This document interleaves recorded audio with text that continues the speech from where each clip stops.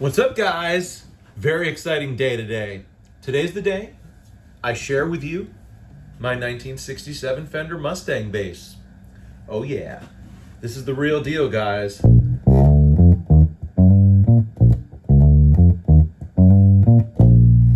So I'm taking you to the Treme. No, but this bass is really hip, right? It's really cool. It's very neat. It's superb. I love this bass. Fuck this interview. No, you know what? I'm not going to stop it. Oh yeah, I'll stop. But if I stop it, no. You know what? I won't stop it. Let's keep it going. Okay. This bass teaches us a lot about life. And why? I'll tell you why. Because this bass gives you something you can't get from any other bass. And that's buckets of motherfucking mojo. Okay? We're talking mojo that, I don't know, you just can't get that from any new instrument. It's this old ass wood, you know, and this pickup and stuff that, like, just good craftsmanship from the old days and years of playing hours on this thing and cigarette smoke and other yucks. I don't know, man. It's just, this thing it smells. It has a smell to it. It's like a library or cigarette library, something. I don't know. But that's why you want one of these, is for that level of mojo. But let's talk about the realities of owning an old instrument like this from 1966, okay? First of all, I had to do a fret leveling crown when I got it. I got a little piece of paper that's lodged here in this A string slot because I need to recut the nut and haven't done that ever and don't really care. There's a little bit of a gear problem on one of the tuners that it holds its tune fine, but there's a neat trick to getting it nice and tight. This bridge has been nothing but buzzes and rattles every once in a while that show up when one of the saddle screws or something else is a little out of place or rubbing the wrong thing.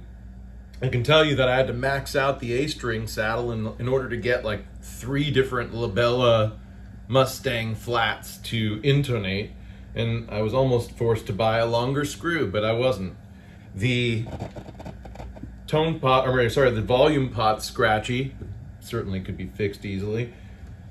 Let's see what else. There's a ski slope a little bit to the neck that you'd expect in a 60-year-old Fender that's never been touched. This is all original. There isn't a single thing on this thing that didn't come from the factory, except I guess they probably had those little mutes on these adjustable mutes.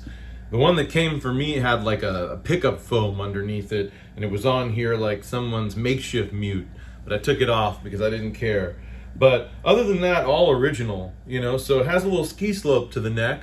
Notes up high, get a little flat. You almost have to push them harder in order to get them to really sound in tune, which is kind of cool because you have to play the instrument that you're presented with. It's not a boutique coffee shop bass, that's for sure. What's a boutique coffee shop bass? I don't know. We know what boutique basses are, but I've never seen one in a coffee shop. Anyways, but so yeah, gets flat up here. Then sort of annoying, a little bit closer. You can see why good luthiers or bass makers or whatever do fall-offs, either in the wood or in the fretwork up here, because after 60 years, you're going to be dealing with that shit.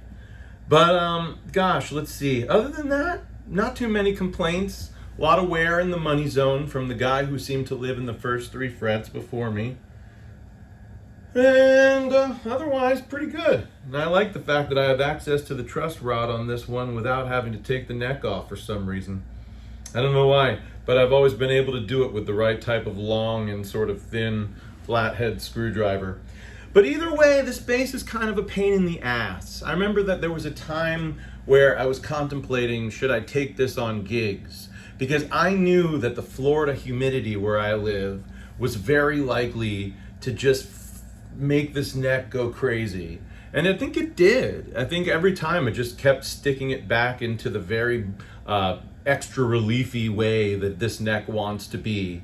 You get the vibe that the guy before me probably didn't tighten the truss rod very much.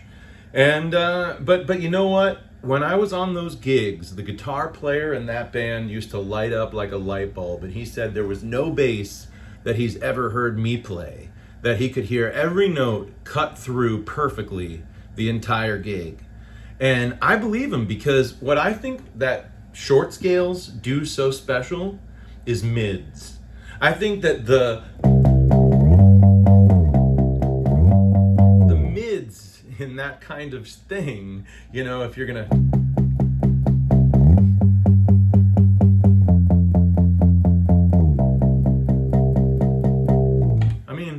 just ridiculous mids, right? So I knew that these old vintage Mustangs have the booty too. They bring the booty that most short scales don't bring, and part of it is just in the wood, and that's in this instrument. So if you want that experience, right, this is the price you'll pay, is that you're gonna get an imperfect instrument that is also 60 years old or 55 years old if you get a 70 or a 71 or something like that, right? But if you're a live player and you're really like a serious musician and you're not just a collector, but you want something that's one of a kind and really sounds like it's straight out of the stratosphere from the psychedelia era, I think this bass is it, and you'll just hopefully put up with whatever problems or deal with them and make the instrument your own and form a special bond with it. But I wanted to share this one with you because seriously, the mojo, I mean, I don't know, I'm just trying to, I don't have anything prepared to play you, but I just want you to hear how like chonk, chonk, chonk, chonk, chonk.